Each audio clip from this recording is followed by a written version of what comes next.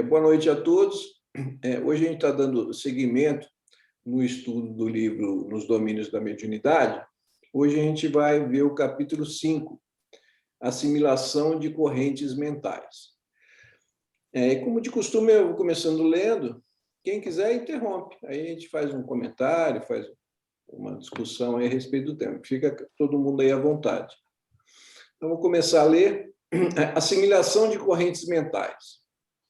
Faltavam apenas 2 minutos para as 20 horas, quando o dirigente espiritual mais responsável deu entrada no pequeno recinto. Nosso orientador articulou a apresentação. O irmão Clementino abraçou-nos acolhedor. A casa pertencia-nos a todos, explicou sorridente. Estivéssemos, pois, à vontade, na tarefa que nos achávamos investidos. A essa altura, diversas entidades do nosso plano colocaram-se junto dos médiuns que estariam de serviço. Clementino avançou em direção de Raul Silva, perto de quem se postou em muda reflexão. Logo após, Aulus convidou-me ao psicoscópio e, gradualmente, sob nova modalidade, recomendou-nos acurado exame. Foquei os companheiros encarnados em concentração mental, identificando-os sob aspecto diferente.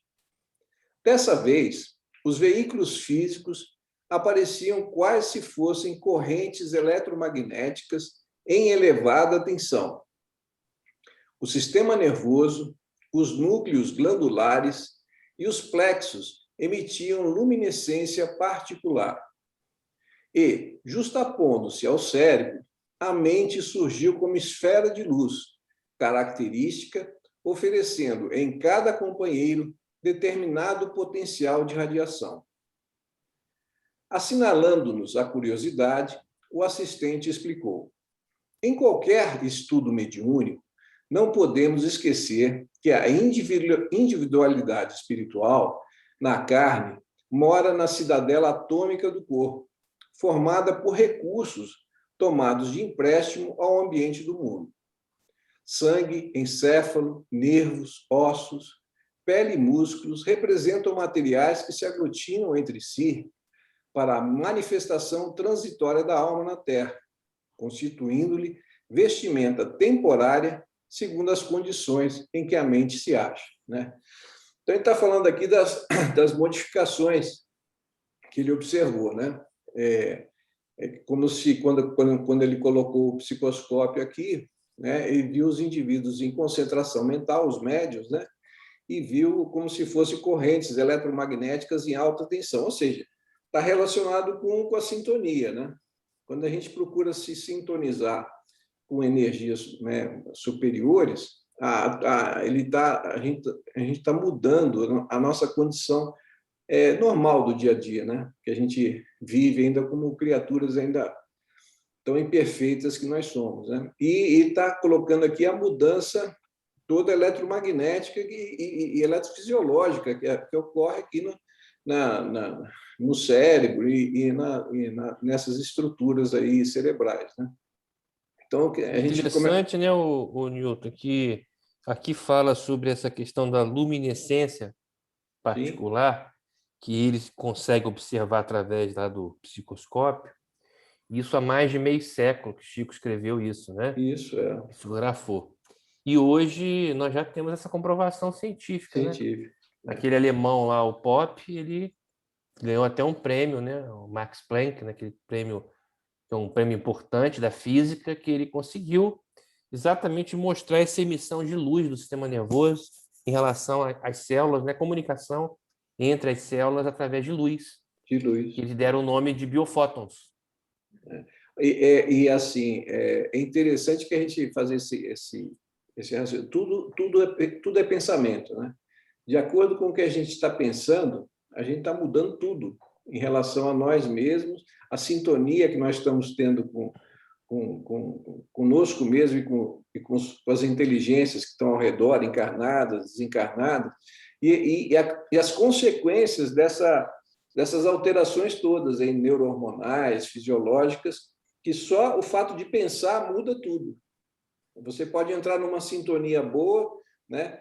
Como diz aí, os plexos emitiam luminescência particular, né? Ou se você está numa vibração positiva. Ou o contrário, né? Você está naquela vibração negativa, você tem a pacificação, né, dos seus centros de luz, né? Como tem essas criaturas que estão ainda mais ligadas às trevas e tal, são criaturas que não emitem luz, né? São criaturas que estão na escuridão. Então, tudo é fonte, tudo parte do pensamento. O pensamento é a razão até da própria agregação da matéria em torno de nós, como a gente estudou lá no Fisiologia Transdimensional, né? A gente já comentou isso aqui.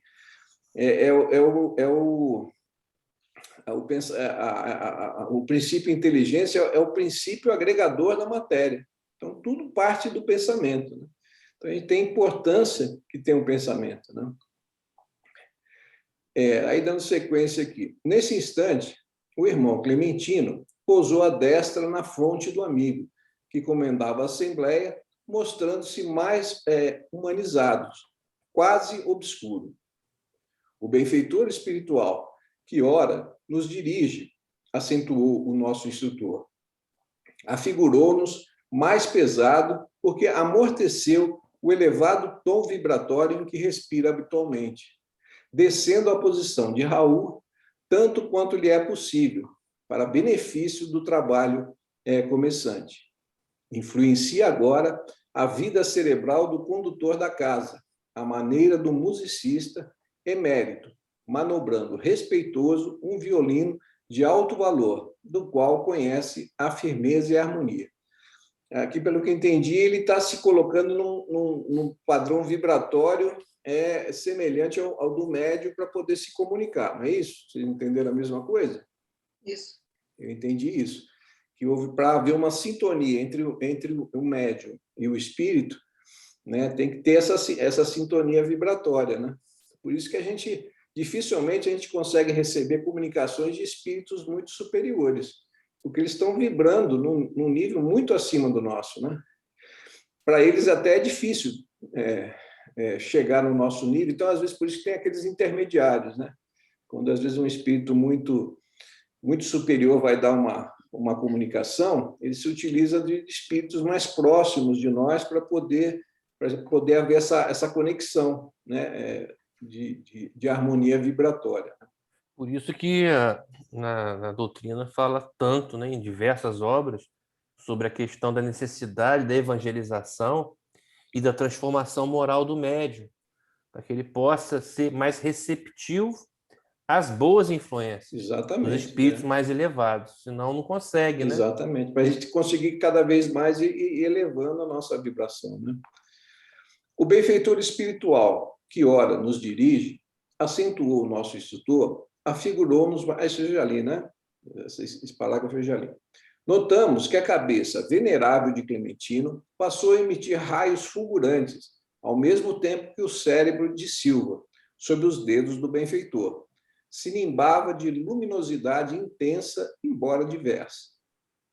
O mentor desencarnado levantou a voz comovente, suplicando a bênção divina com expressões que nos eram familiares, expressões essas que Silva transmitiu igualmente em alta voz, imprimindo-lhes diminutas variações.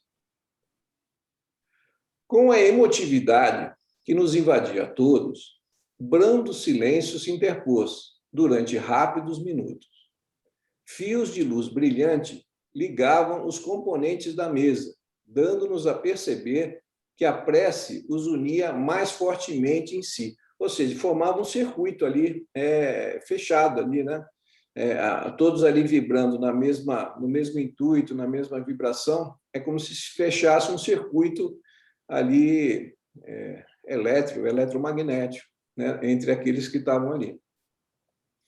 Isso é importante haver, né? Por isso que é importante todo mundo ali na reunião mediúnica estar no mesmo pensamento, na mesma vibração, para que possa haver esse fechamento do circuito ali para que as coisas possam acontecer. Basta um estar numa vibração diferente, num pensamento diferente, que já é como se fosse um circuito elétrico mesmo, né? o circuito já não se fecha mais. Terminada a oração, acerquei-me de Silva. Desejava investigar mais a fundo as impressões que lhe assaltavam o campo físico. E observei, então, todo o busto, inclusive braços e mãos, sob vigorosa onda de força, a eriçar-lhe a pele, um fenômeno de doce excitação, como que agradável calafrio. Essa onda de força descansava sobre o plexo solar, onde se transformava em luminoso estímulo que se derramava pela boca em forma de palavras. Assim, quem tem essa mediunidade, essas sensações físicas, né, que se tem na própria reunião mediúnica, né? Às vezes de frio, de eriçar de pelos, isso tudo aqui é que ele está descrevendo essas sensações físicas todas que a gente tem, e às vezes a gente não está enxergando, né, tudo aquilo que está acontecendo no plano espiritual, né?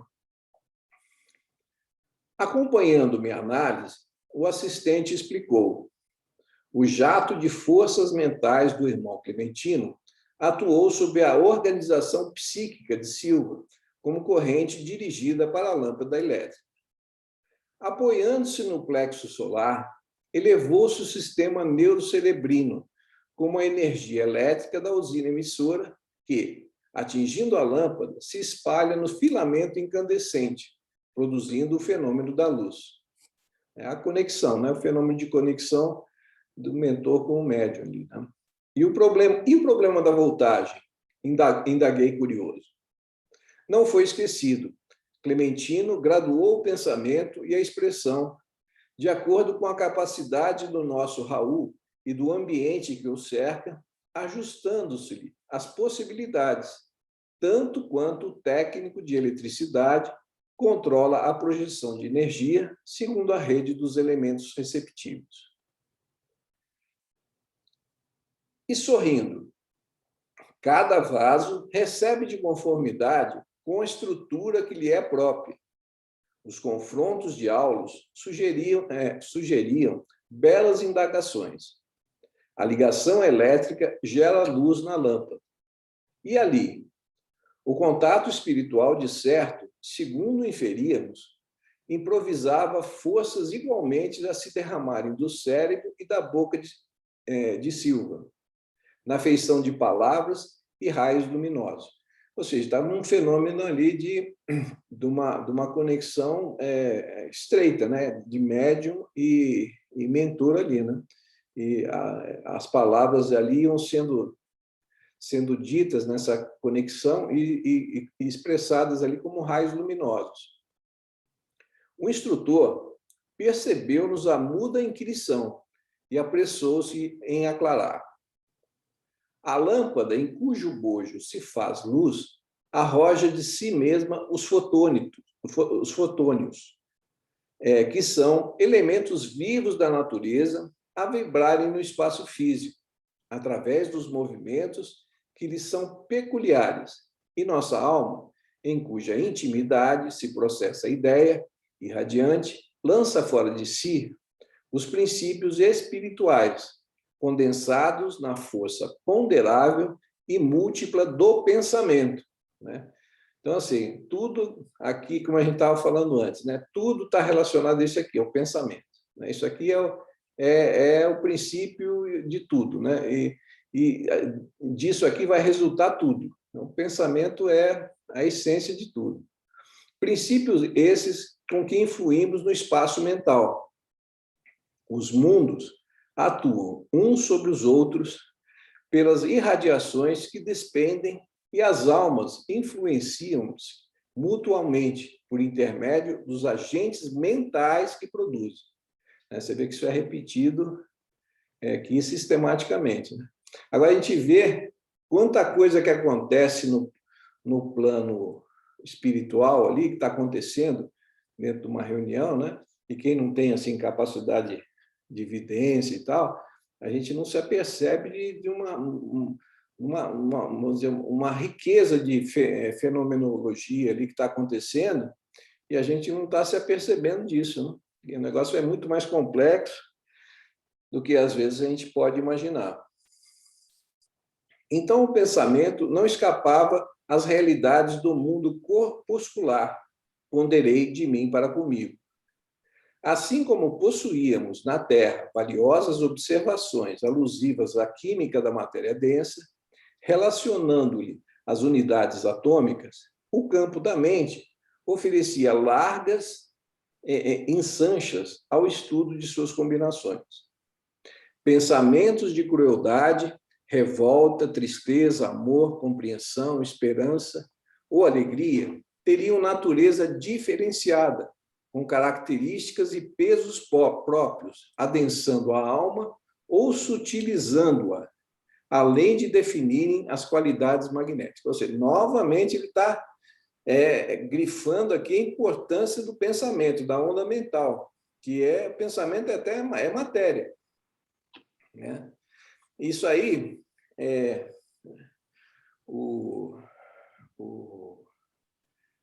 fugiu o nome dele, que assim, se a gente considerar, a gente pode provar até do ponto de vista físico que pensamento é matéria. De acordo com o que a gente pensa e com o que a gente sente, a gente já tem um monte de métodos complementares aí, o SPECT, o PET, né, que podem evidenciar isso. De acordo com o que a gente pensa, o que a gente sente, a gente aumenta o fluxo sanguíneo para determinadas áreas cerebrais. Aumenta o fluxo de sangue, aumenta o consumo de glicose, aumenta o consumo de oxigênio. E tem uma lei da física que toda força que desloca a matéria e realiza trabalho é energia. Então, se a gente transpor essa lei da física para essa observação que a gente consegue ver através desses exames, você tem como provar que pensamento é energia, né?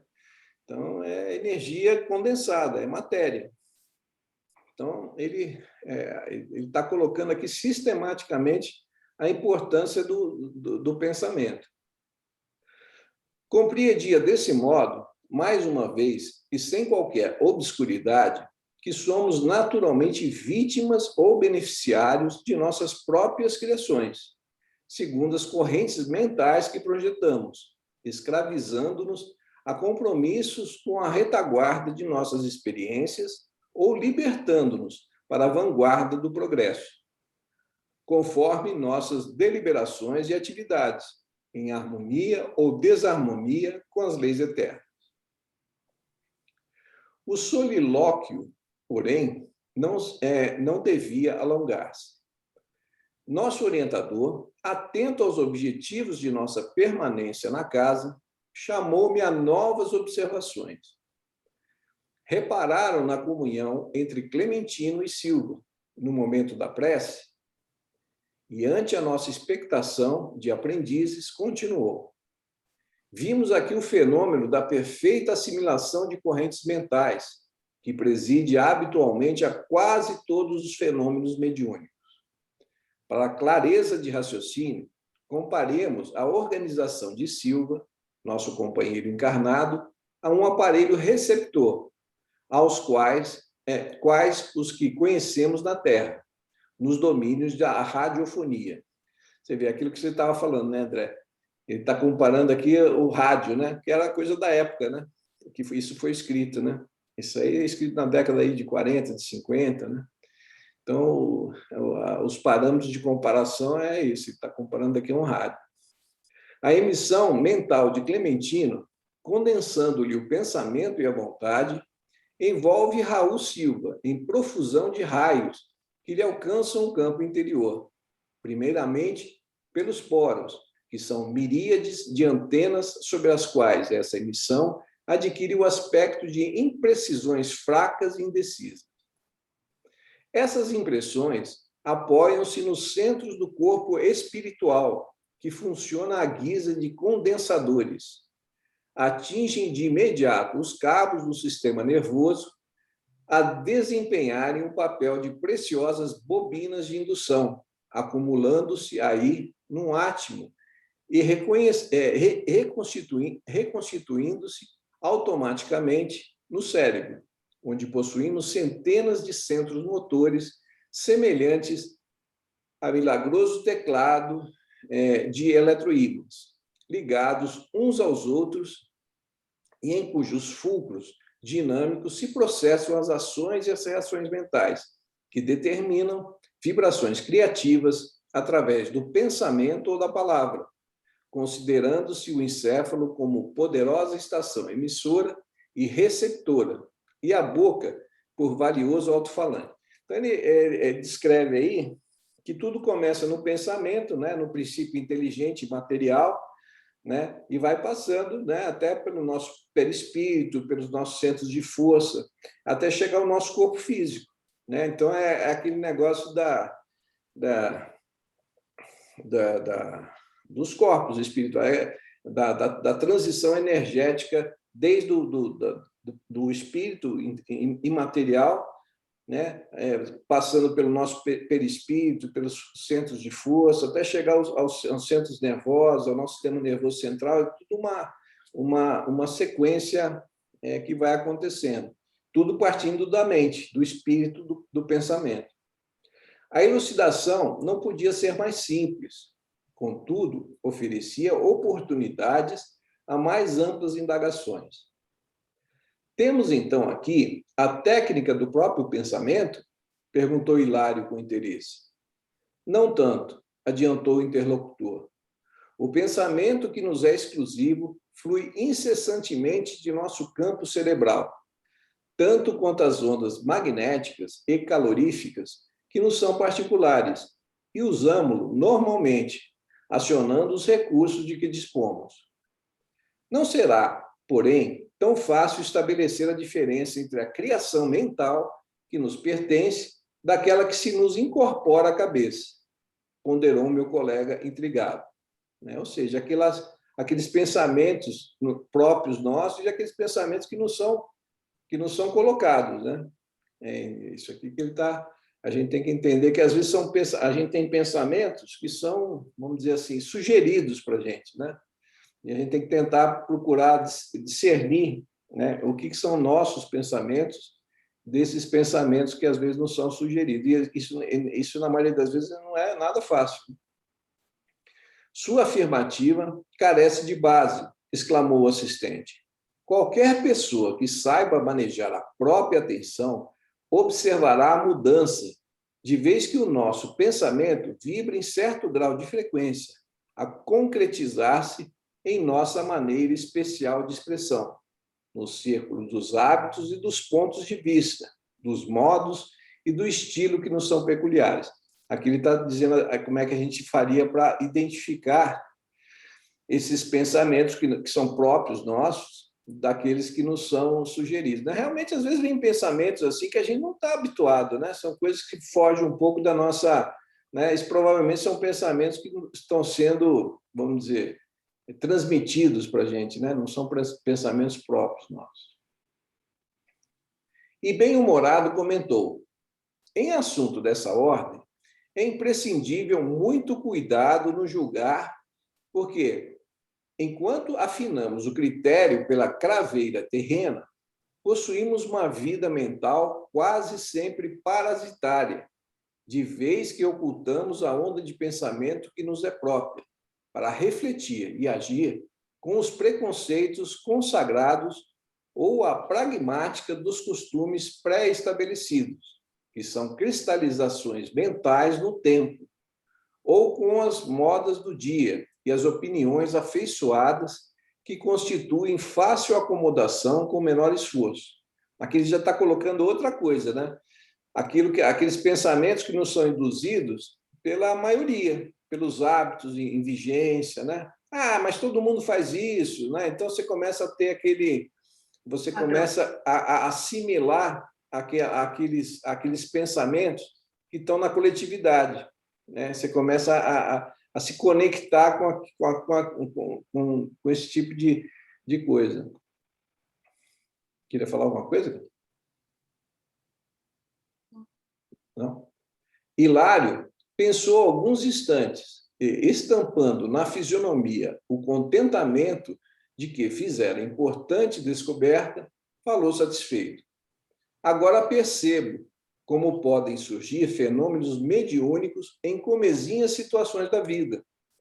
tanto nos feitos notáveis da genialidade, como nos dramas cotidianos. Ou seja, aquela pergunta de Kardec, né? Se ele acha que os espíritos nos influenciam, né? Ele fala que não só nos influenciam, na maioria das vezes nos conduzem, né? Aquela pergunta que está lá no livro dos Espíritos, né? Então a gente está constantemente sendo influenciado por outras inteligências, né? Encarnadas e desencarnadas, né? E as encarnadas também. Sim, sim, acentuou o orientador. Agora, preocupado com o tempo que a nossa palestração consumia, a mediunidade é um dom inerente a todos os seres, como a faculdade de respirar, e cada criatura assimila as forças superiores ou inferiores com as quais se sintoniza. É a lei da sintonia, né, que a gente está sempre comentando aqui. Por isso mesmo, o Divino Mestre recomendou-nos a oração e vigilância, para não cairmos nas sugestões do mal, porque a tentação é o fio de forças vivas a irradiar-se de nós, captando os elementos que lhes são semelhantes e tecendo, assim, ao redor de nossa alma, espessa rede de impulsos, por vezes irresistíveis. E buscando o lugar que lhe competia nos trabalhos em andamento, ajuntou: estudemos trabalhando. O tempo utilizado a serviço do próximo é bênção que entesouramos em nosso próprio favor, para sempre. Né? É aquilo que a gente adquire, né? Conhecimento, entendimento, a compreensão das coisas são aquilo que a gente vai levar depois que a gente partir daqui. Né? Então, o que a gente pode ver basicamente nesse capítulo, duas coisas importantes, né? Ele fala em pensamento ali de uma forma repetitiva, né? Como a essência de tudo, né? E da sintonia também, e da conexão, de acordo com a sintonia, com a conexão, que constantemente a gente está tendo pensamentos que são nossos, pensamentos que não são colocados por outras inteligências, né? Encarnadas e desencarnadas, e até pelos próprios hábitos da sociedade, no momento que a gente vive. A gente acaba assimilando esse tipo de coisa. Né? Esse capítulo é bastante interessante também. Né? Na verdade, a gente observa que a doutrina ela não tem controvérsia, né? Quem cria controvérsia somos nós, espíritos imperfeitos, porque ela é muito clara, né? A doutrina toda fala sobre a questão da importância do pensamento. Somos o que pensamos, né? Criamos o que pensamos. Quer dizer, a gente cria uma realidade nas nossas vidas conforme aquilo que nós pensamos. Por isso que Chico falava tanto em cuidar do pensamento, né? Ter disciplina em relação ao pensamento, estar sempre tendo pensamentos positivos, o otimismo, a esperança, né? E nobres, né? Pensamentos nobres, edificantes, porque fala exatamente, né, a qualidade da corrente de pensamento, da corrente mental, que está ligada a isso, a nossa qualidade do que nós pensamos, né? E que está ligado ao que nós sentimos também, obviamente, né? Sentimento e pensamento, executando a nossa realidade de vida, né? E aí, obviamente, fala sobre a lei da afinidade, né? Das sintonias. Então, a gente acaba sintonizando, né, dentro das correntes elevadas com os espíritos de luz que vêm nos ajudar e propiciar também que possamos ajudar as pessoas ao nosso redor. Em contrapartida, nós estamos muito mais vulneráveis às influências ruins por sermos espíritos ainda muito imperfeitos. Então, daí a disciplina que Emmanuel sempre, né, costumou deixar de maneira tão enfática, né, nos ensinamentos, através de Chico, em relação a gente estar sempre... E bate com um finalzinho aqui, né? Jesus nos alertou, orai e vigiai. Né? A oração, porque nos conecta com o alto, né? Nos permite essa ligação. E a vigilância para a gente não escorregar, que é muito fácil a gente escorregar. Uma das coisas que eu acho fantástica assim, de Jesus é a capacidade de síntese. Né? Ele pega duas palavras e assim, sintetiza assim, impressionante. Né? Mas é isso. legal que aí você vê no Espiritismo, né? O Espiritismo traz para a gente um entendimento do mecanismo disso tudo, né? Explicando de forma técnica, científica, né? E por isso que a doutrina junta ciência, filosofia e religião, né? Então, ela complementa, né? E aquilo que não era possível de se entender lá atrás, hoje é possível, né? Sim, Se a as fé. pessoas se as pessoas se permitirem, né, Nilton? Porque a gente vive no meio acadêmico e a gente sabe que muitos não se permitem, né? Nem ao entendimento por preconceito, né? Mas hoje, assim, a ciência, né? Ela tem cada vez mais, progressivamente, comprovado esses ensinamentos trazidos pelo Espírito André Luiz. Eu estava dando exemplo do negócio da comunicação por luz, né, que o físico lá, o biofísico alemão descobriu há pouco tempo atrás, e isso um exemplo que nós estamos dando aqui, mas são diversos, né, comprovações hoje que nós temos na ciência em relação a esses mecanismos, né? Que, obviamente, eles foram transmitidos num grau de complexidade. Imagina isso em 1950. Imagina o grau de complexidade disso aí, né? Para É isso. maravilhoso você ver o Chico fotografar essas coisas. Se a gente pegar aquele livro que nós acabamos de estudar, que foi Mecanismo da Mediunidade, mais complexo ainda, para a gente conseguir entender os meandros disso tudo, né? Então, é muito legal isso, né? É realmente uma complementação para o nosso entendimento, né? Você falou uma coisa interessante, André, assim, do meio acadêmico, do preconceito, né? Contra determinadas coisas. E assim, e o preconceito é uma coisa que fere a coisa mais básica da ciência. Né? Se você tiver a ciência é curiosidade, é investigação. Se você tem algum preconceito, você já está ferindo o princípio básico da ciência. Né? Ciência com preconceito não existe, porque você tem que ser, dentro do possível, o mais aberto a tudo.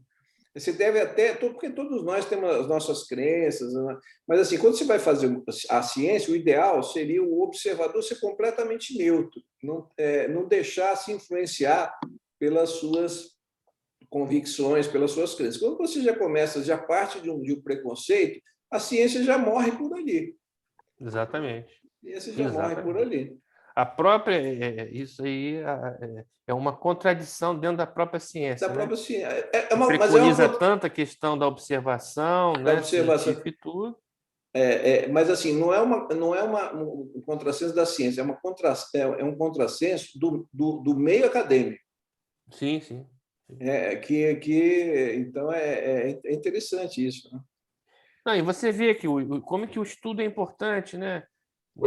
E muitos não se dão nem a essa oportunidade, né? De vez em quando a gente no meio acadêmico ouve muitos comentários assim equivocados, né?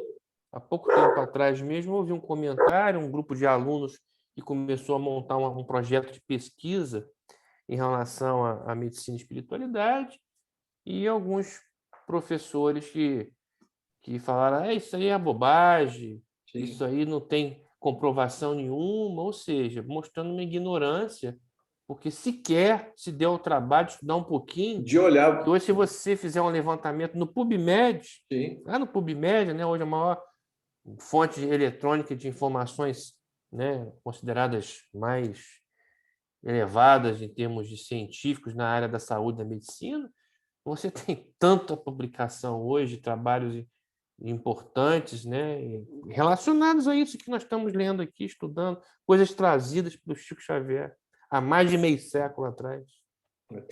Tanto é que você vê ali, ele usa como parâmetro ali o rádio, né, para comparar a transmissão. Porque é da época, né, da década de 40, da década de 50. Ele não fala em internet, ele não fala em transmissão por satélite. Hoje falaria do Wi-Fi, né? Do 5G. 5G. Do 5G. Você vê, o que ele compara ali, o meio radiofônico, que era o que tinha na época, era o rádio, não tinha nem televisão ainda, a televisão estava nascendo ali, estava começando. Mas é interessante. Vamos. Então, alguém quer falar mais alguma coisa, fazer alguma observação, alguma coisa? Não? Então, vamos encerrar hoje a nossa reunião E a semana que vem a gente dá continuidade com o capítulo 6, Psicofonia Consciente.